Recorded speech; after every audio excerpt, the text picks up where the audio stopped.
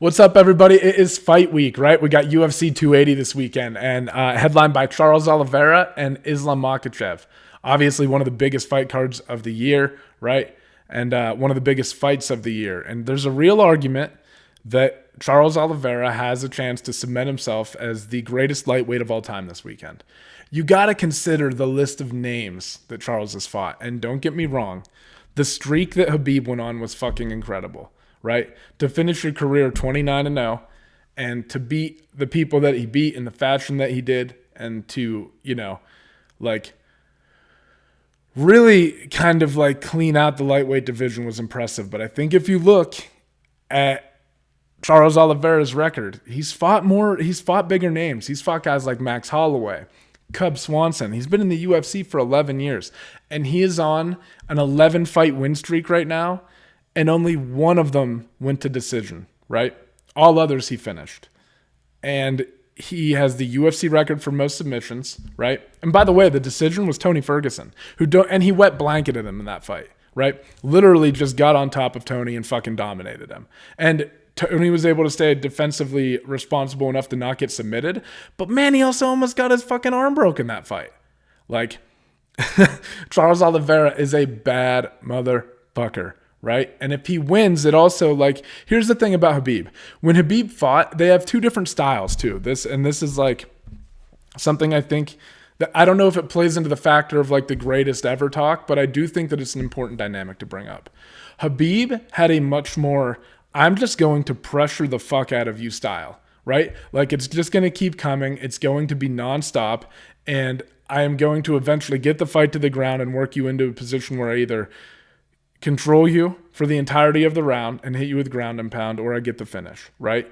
Whereas in my opinion, at least my perception when I watch Oliveira is he does have that pressure. He's constantly coming after you, but he's so much more willing to walk into the fire, right? And he gets dropped in almost all of his fights, like Justin Gaethje, right? Poirier. It's he gets Michael Chandler. He constantly gets hurt and then he bounces back from it. So it's when you're watching Oliveira, it's much more what's going to happen, and then he somehow comes out on the other end of it victorious, and it's much more exciting in my opinion. Whereas Khabib left you with more of this inevitable feeling that this was going to end and there was nothing the other person can do about it, right? Which, when you think about that impression that you leave, is that more important to just completely dominate your opponent constantly, right? In every round, basically, of your career? Is that more impressive? Should that weigh more in the greatest conversation? I don't know. But man, the thing with this matchup this weekend that adds a little bit, at least to the argument for Charles, in my opinion, is that Islam's style, while Islam is a better striker, I think, in terms of technique at least. We really saw Khabib's boxing come along more towards the end of his career, but Islam is much more proficient, right? He's much more clean. He's much more fluid with his kicks, right? He's much more comfortable in the stand-up. And I think he would fight a much more impressive kickboxing bout, with strict rules, than Khabib would.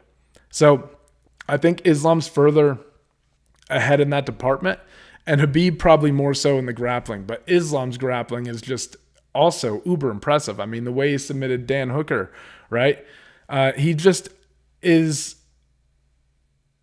If Charles can beat him, my point is that it kind of leaves you with the impression that Charles could also handle a style similar to Khabib's. So it strengthens his argument for the greatest of all time talk.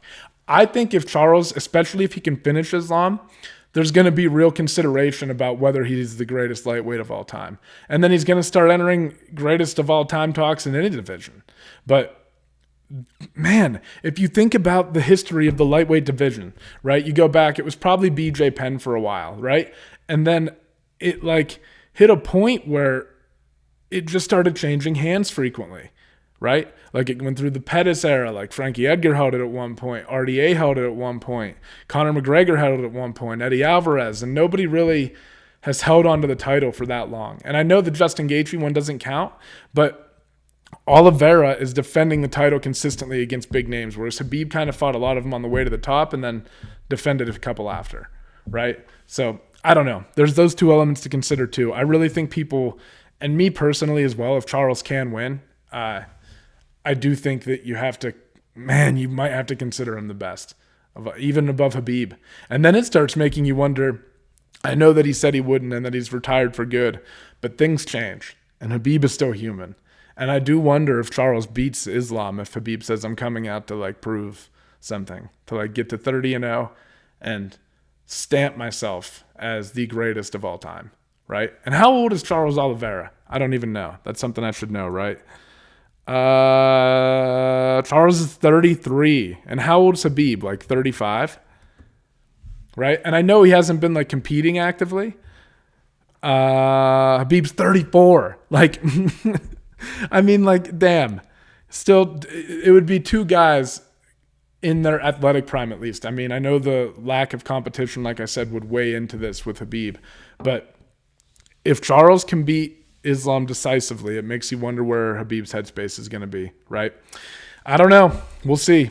We shall see. But I don't know. I don't think anything's going to lure Khabib out in my heart, though. But like I said, things change and there's always a chance. So there was a news article that I saw today that I think is going to be very controversial, and I don't think the fans or the public are going to care for it much.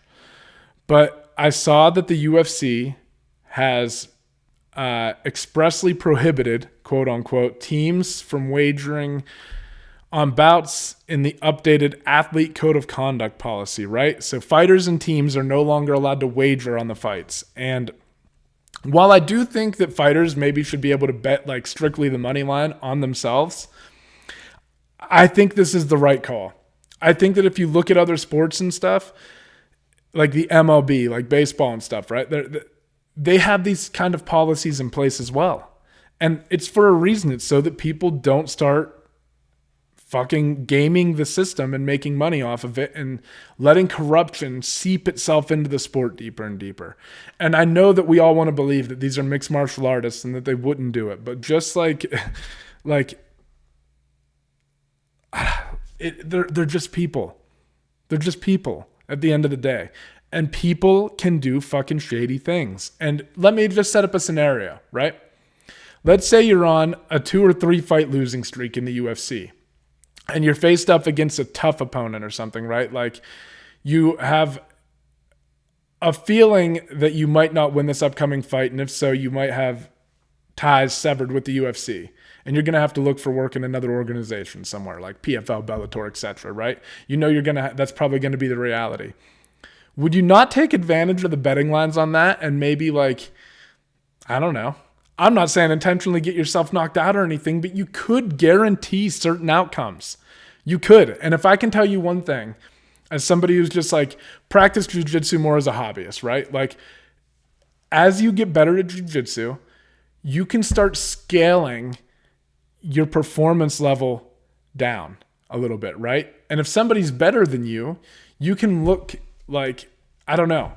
You can like, my point is just that like these people are professionals at defending themselves and they could make it look good and still lose, right?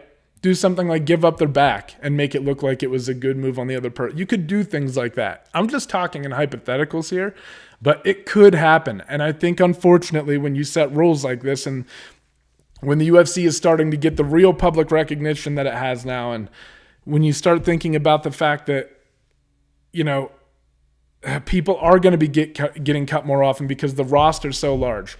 People on the fringes who aren't well known could take advantage of stuff like this, right? And bet on outcomes and kind of guarantee those outcomes. And I think this is the right thing to do, but I don't think it'll be popular. But I think that you got to prevent corruption from seeping its way in any way you can. And I think that this is a good move.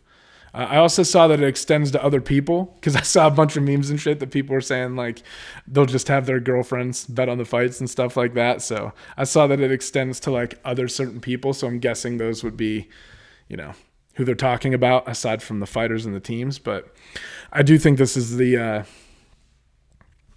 think it's the right move. It's unfortunate for the fighters, especially if you're good at gambling and good at just like strictly analyzing a fight and placing your bets on it. But shit. Also, it did say that they're still allowed to like partner with like DraftKings or something, right? And promote them on their social media and make money through partnerships. They just can't gamble on the fights. Sucks. Like I said, I don't think the fighters will like it. I don't think the public will receive it well, but I do kind of think it's the move. Okay, let's get into breaking this card down now. So I would be remiss if I didn't mention One on Prime Video. I love what One is doing. I just personally don't have the time to like cover it right now, right? Like there's just no denying that the UFC has the most talented fighters and also the most depth.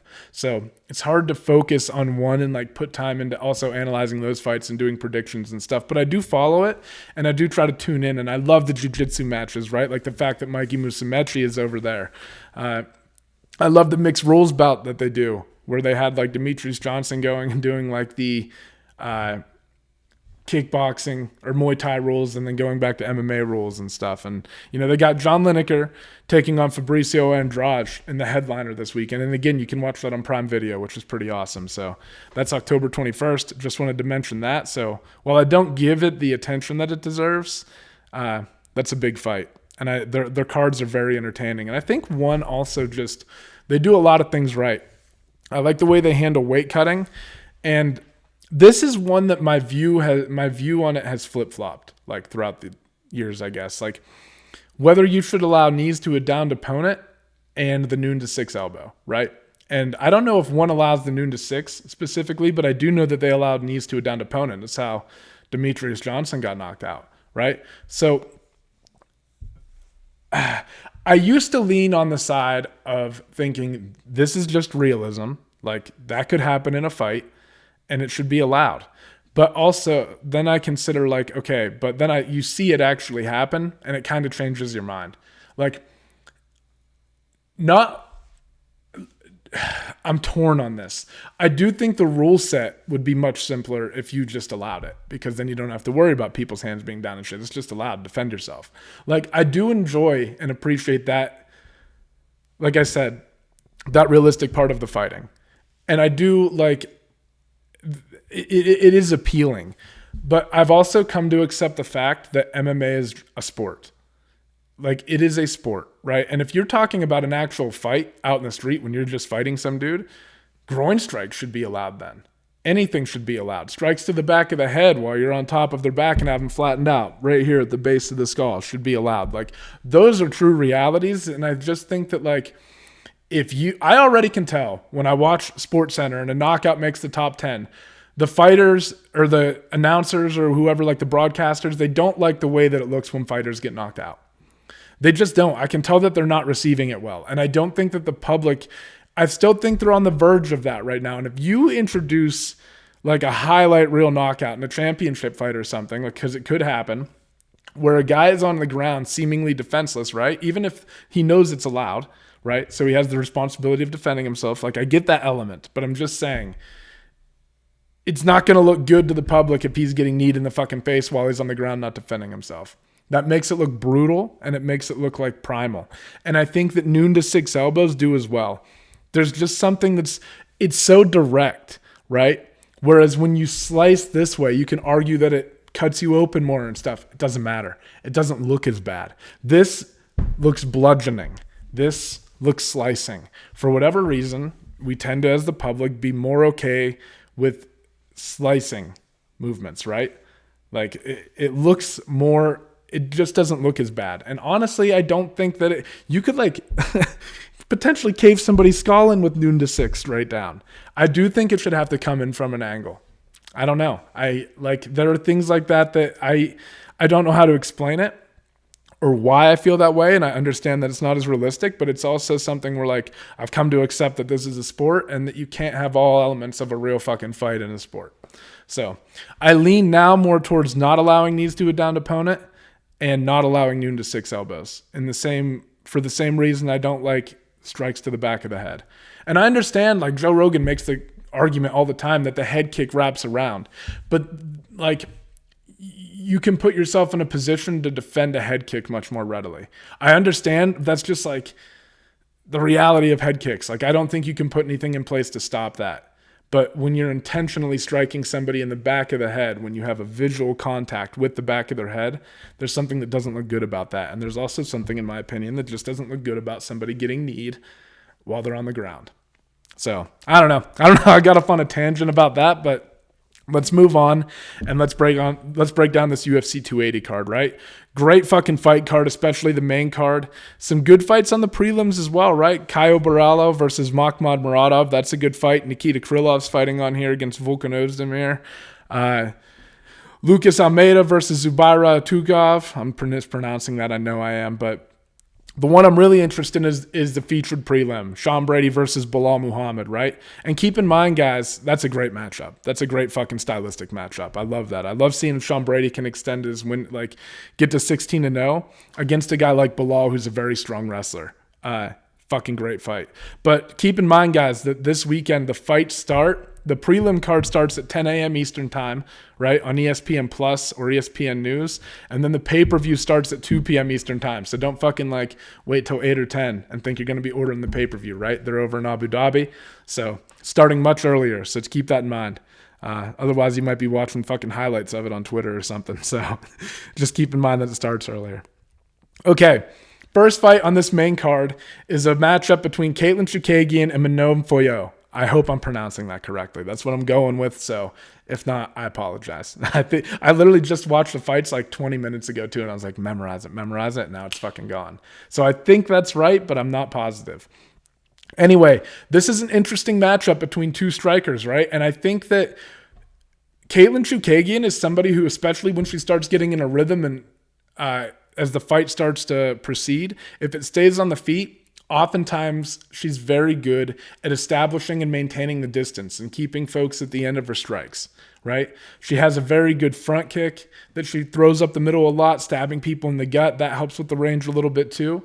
And she's competent in the grappling department. I mean, granted, you saw some struggles against like obviously Valentina and stuff, right? But we've also seen some examples of her having success and getting back to her feet.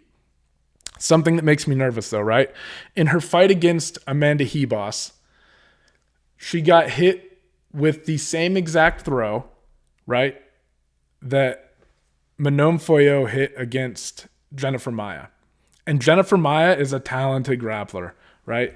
And there's just something about when you look at the explosiveness and the takedown ability and the understanding of positioning and stuff, even the way when she got on top of Jennifer Maia, Manon, that is, got on top of Jennifer Maia and controlled underhooks and stuff and didn't let her establish any sort of positioning and stuff or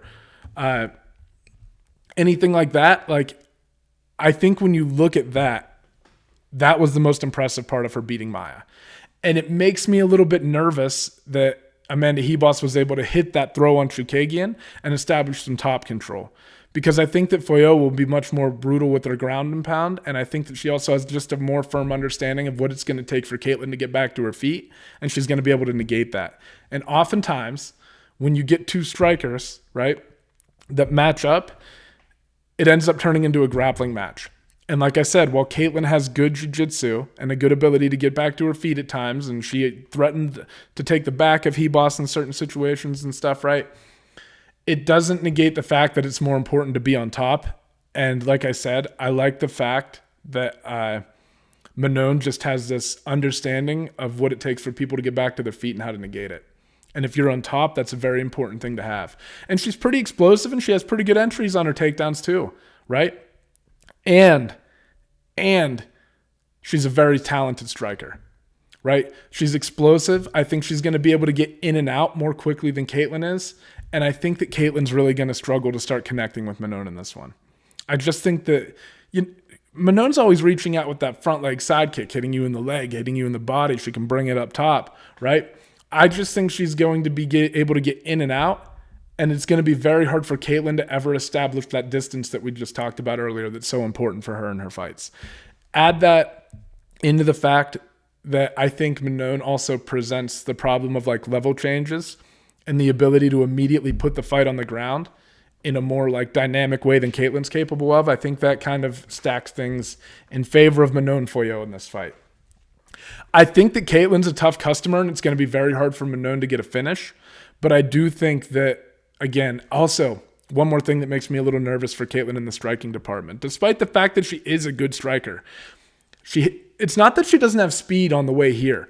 I just think she's a little bit slow on withdrawing her punches.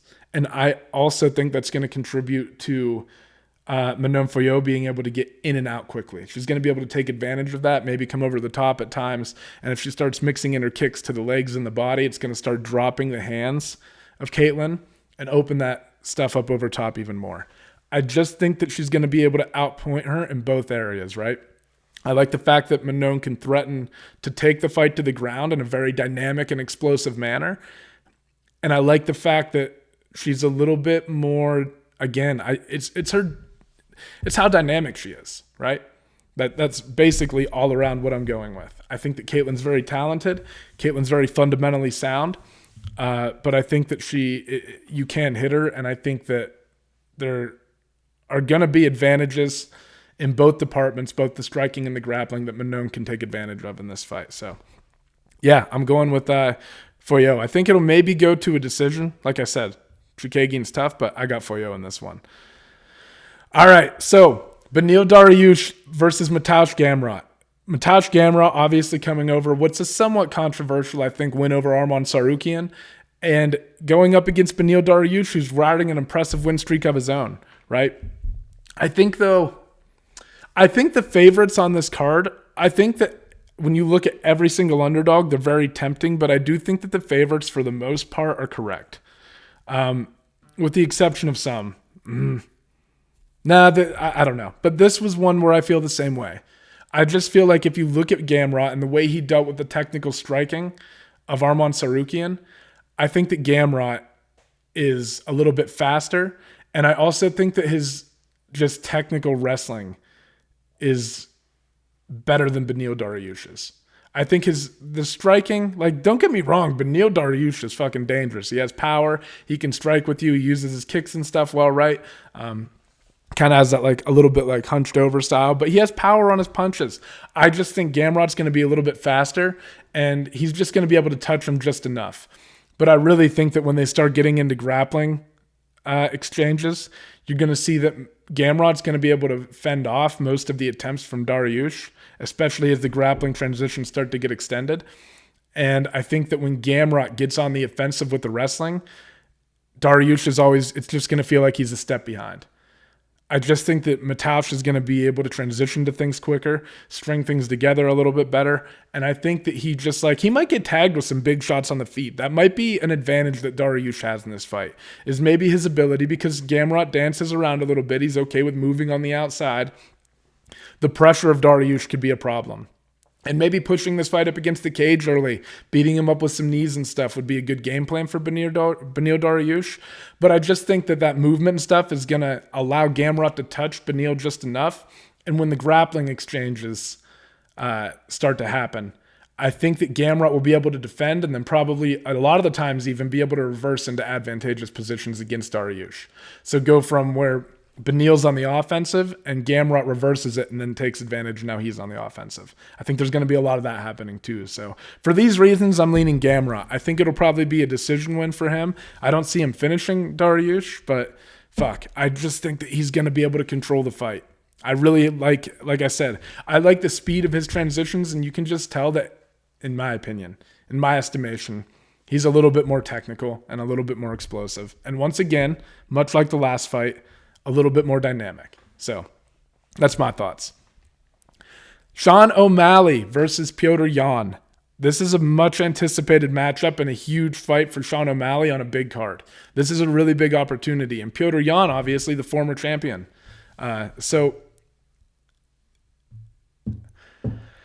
Another one where this is a fight where it's very tempting to look at O'Malley as the underdog and go, okay, I think he can do this. And he very well fucking could. I don't think he's a bad bet at all.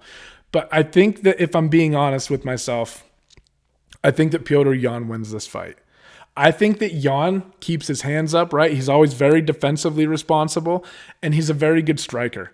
And he's very patient, right? O'Malley might be able to take advantage of the fact, though, that sometimes it takes Petr Yan a little bit to get going. And if O'Malley can start tagging him early, O'Malley has some undeniable power. Like, he can put you to sleep. So if he can start tagging Yan with big shots early and get ahead big in the round or get a finish early on, there's a real chance that he wins this fight. Like, I don't want to act like Sean O'Malley does not have a fucking chance. He 100% has a chance. His striking is fucking, there's something about it that when he hits guys, it's just like, it's special, right? And you can tell the way he moves. But I just think that Yan is going to stay responsible enough to get through a little bit of the, like, he's going to get to see everything that O'Malley's going to throw at him, and then he's going to start being able to pour it on, right? I love the timing on his jab. He'll switch up the timing, doubles it up, comes over top with the right hand, really moves in, and he like covers distance like with his strikes and his footwork. He's very, very technically sound in the boxing department, and he also chases takedowns a little bit more aggressively than O'Malley does, at least in the history of their fights. You got to remember, though, O'Malley has some jiu-jitsu. You don't get to see a lot of it, but I do think that he's very talented on the ground, and we might get to see a little bit of that in this fight. And you saw that while Petr Yan was able to, again, stay safe and get to a decision with Sterling, he gave up the back. So it's like, I don't know what happens if they get into scrambles on the ground. But I think that Yan just has a firm enough understanding of top control, and I think he's probably the one most likely to end up on top in those situations. I don't think O'Malley will be the one landing the takedowns. I think O'Malley's path to success is through the striking, keeping it on the, which isn't a bad plan, because like a lot of the times too, Yan's not like pushing you up against the fence hunting for double legs. He's hitting like trips in the middle of the octagon, very like almost Zabit, Magomed Sharipov-esque, right? Like that kind of shit. And I don't know. I just think that like Yan's going to be able to get close to O'Malley with his boxing, hit stuff like that, hit some of those trips, and just, I think he'll just kind of dominate O'Malley by staying technically sound, right? I do think, again, O'Malley has a chance. His striking might be so dynamic that it confuses Yan, and he's not able to keep up with the possibilities. But I think the key for O'Malley in this fight, if he's going to win, is going to be volume. It has to be volume and variety. He has to be throwing strikes at Petr Yan that Yan's not ready for, right? And that he can't let him start getting reads on things and recognizing patterns. He's got to be keeping things in his face, and he's also got to be successful. He's got to make him respect them, right? But if you see Yan just kind of like downloading, and Sean's not really putting pressure on him, I think Yan will start picking up the pressure, and he'll be the one pushing Sean backwards. In my mind, that's how I see the fight going. But if O'Malley can just get firing early on, it could be a big night for him, man. If he throws enough variety out there and can just kind of like not let Yan get going, I think the first round in this fight is super important, right? And it all depends on how O'Malley comes out and his like, I guess, sort of strategy for this fight. Like I said, I think a fast start is important, getting that volume and variety out there, but we'll see. Aljamain Sterling versus TJ Dillashaw for the bantamweight title. This is one where I said I was leaning favorites, and I think I'm leaning dog. I've gone back and forth on this fight so many fucking times, but man, I always used to say this, and if you had to build a fighter from the ground up and like give him all the skills that he needed, he would end up looking a lot like TJ Dillashaw. He is a very, very talented kickboxer. He has power in his hands, as evidenced by his Cody knockout, right? Like he beat the fuck out of Renan Barão, who was on like a 9-year fight win streak. Like he is one of the most well-rounded bantamweights of all time. And I think that he's getting slept on a little bit in this matchup against Sterling because of Sterling's success over Yan. I don't know that people are looking at this like strategically, or if they're looking at how impressive the win over Yan was. But I think that for Sterling to get to the back and do what he did to Petr Yan, to TJ Dillashaw, is going to be very, very complicated. And I think that when things are on the feet, TJ just has more tools in the toolbox in the striking department. I think he moves better. I think he disguises his strikes better. I think he's much more fluid in terms of how he switches stances, covers distance, sets up the range. It's not that Sterling's bad. I just think he's a little more stiff, right? And I think that he reaches out with things like just like more simple combinations, and his kicks are coming straight up the middle, which is all well and good. That's all good. But I just think that when you look at how Dillashaw moves on the feet, he moves better. And I think he throws more. He throws combinations. He's always letting more than like 2 or 3 strikes fly at a time, and he's giving you a bunch of different looks. Guys, I don't care about the cheat. I do care about it, right? But in terms of like looking at this matchup, TJ Dillashaw is a bad motherfucker. And he can wrestle, right? And I also think a lot of people look at like what Sterling did to Sandhagen, right? And you got to consider that aspect too. Like, what if he does go out and just fucking put it on TJ Dillashaw? Sterling's jiu-jitsu is fucking top notch. I just think it's going to be hard for him to get to the takedowns on Dillashaw and get to top position. I think top position is so important, and we're going to talk about it in the next fight. But I think that the person more likely to end up on top in the wrestling situations in this particular fight is TJ Dillashaw. TJ can just wrestle, man. He can wrestle, and his striking, again, it's a mixed martial arts fight, and I think that his striking and his creativity is in that department and his like technical prowess in that department opens up more opportunities for him to get the fight to the ground. So I don't know. We'll see. I don't want to sleep on Sterling either. I think Sterling is fucking amazing. But I think stylistically, this is just a favorable matchup for TJ Dillashaw. And I'm going with the dog, right? I think if I'm betting money this weekend, I'm probably betting it on TJ Dillashaw, considering the odds and just the fact that I think I think he matches up favorably against Aljamain, especially on the feet and how the combinations on the feet are going to open things up for him to get the fight to the ground. Like I said, I favor TJ on the feet, but I also like the fact that he's most likely to end up in top position, man. I think that's so important, and we're going to get into that now, breaking down Oliveira versus Islam Makhachev. So, again, we talked at the beginning of this show about how if Charles wins, there's a very good chance that he cements himself as the greatest lightweight of all time. Very good argument for that, especially if he can get a finish over Islam Makhachev, right? The problem is that Islam is very competent on the feet. I don't know that he's quite the risk taker that Oliveira is, right? Like, I don't know how willing he's going to be to go into those firefights, but he's more, I think in this fight, he's going to more look to control things on the ground. And there's an argument, I think, that could be made that the most similar fighter that Charles Oliveira has faced, if you look at just stylistic comparisons, Kevin Lee might be the most similar to Islam Makhachev. I'm not saying that they're totally similar. I'm just saying in terms of like their stance and the way that like, I know it's different, right? Like I'm just saying in terms of their skill set and the wrestling, like that you see from Kevin Lee and Kevin Lee's ability to get top position on Oliveira, I think there are similarities there. The difference though, is that I think Islam is better everywhere. I think he's more technically sound in the striking department. I mean, that fucking head kick that Kevin Lee hit on Gregor Gillespie was unreal. But I think that Islam maybe doesn't have that sort of knockout power, but he does have all of the tools to keep himself safe defensively and to put pressure on people and strike with them offensively, right? So I think that he's a little bit better technically in that regard than Kevin Lee is, right? So if you look at how some of the scrambles that Kevin Lee, now granted Kevin Lee can scramble too, like that's kind of like a good style for him, whereas Islam is more control based. So it's gonna, if you look at though, like Kevin Lee was able to establish top positioning sometimes and stay on top of Oliveira. I mean, ultimately he got finished, right? But he was able to get on top and do some things there and control Charles. The problem, though, is that Islam is so good at controlling the fight on the ground, like so good at controlling those positions, and I think he's much more impressive than Kevin Lee was at maintaining that control, right? The question is going to be, though, I think, when they get to the ground, this is what it boils down to.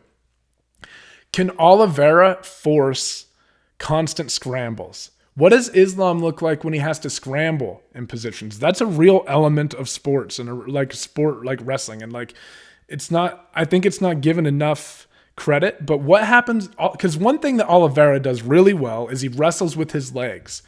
What happens when Islam Makhachev starts getting on top, right? And what happens when Oliveira starts getting into these fucking Ashigarami situations and stuff, or trying to sweep and constantly using his legs to wrestle with Islam and forcing situations that Islam probably isn't used to dealing with, right? That's the fucking question. I think though, oh my God, I've gone back and forth on this. When I was sitting upstairs, like I said, right before this podcast, I was leaning with Islam. But now that I'm thinking about it, and when I think about that, because I was just thinking Islam is going to be able to get the fight to the ground and hold Charles there, right? And that could be a very real possibility. He might negate some of the things that Charles is able to do. And over time, when you're not able to successfully submit somebody, that can weigh on you. And also, another thing to consider in this fight, guys, is that if Islam is able to just keep getting on top, even if he has to go for the takedown over and over, most of Charles Oliveira's submissions are like rear naked chokes, right? Anacondas. He has some guillotines in there. But a lot of your success is still going to come from the top position or getting to your opponent's back. So it's like, I just still don't think it's a good idea to be the one who's not the better wrestler in this matchup. So it's like, I want to lean towards like Islam almost. And like, I think that's, if I'm being honest with myself about the stylistic matchup, I think that's how it goes.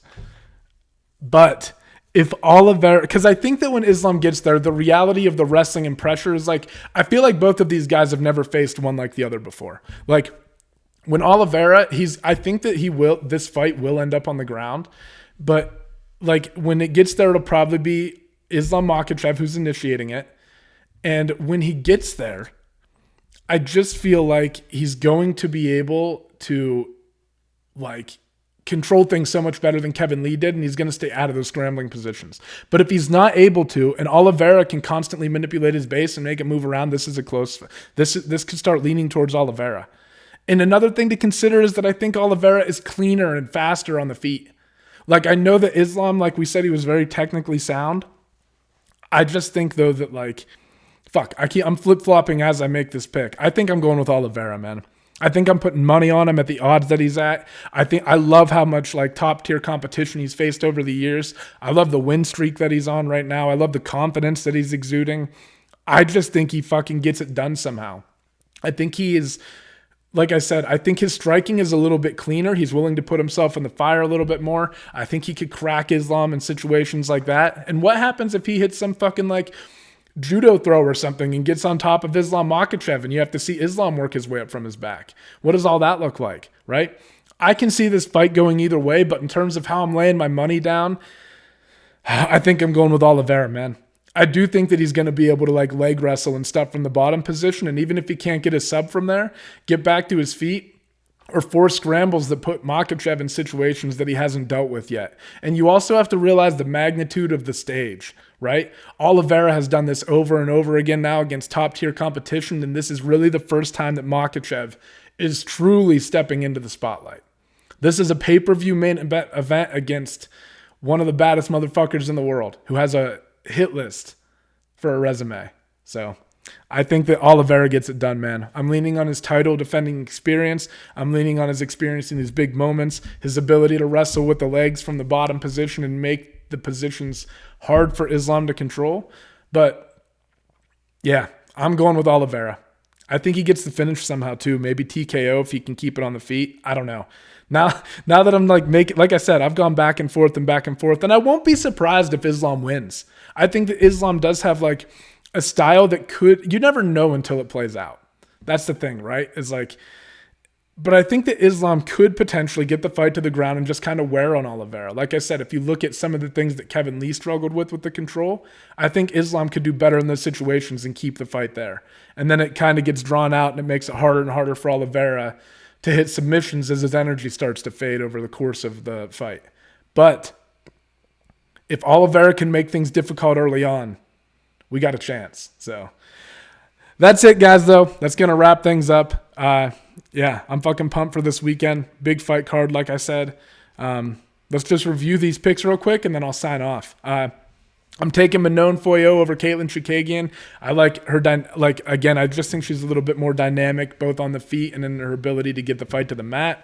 Same thing with Mateusz Gamrot over Beneil Dariush. I think Beneil Dariush might have a power advantage, and if he could take advantage of pressuring Gamrot up against the cage and landing some of those big strikes, he might be able to win. But I think that he's going to have a hard time with the movement and speed of Gamrot to cut him off, and I think that the wrestling transitions are going to lean in favor of Gamrot. Sean O'Malley versus Petr Yan. I got Yan, man. I just think that Yan is going to be able to keep the guard up, stay defensively sound enough until he can get his own rhythm going.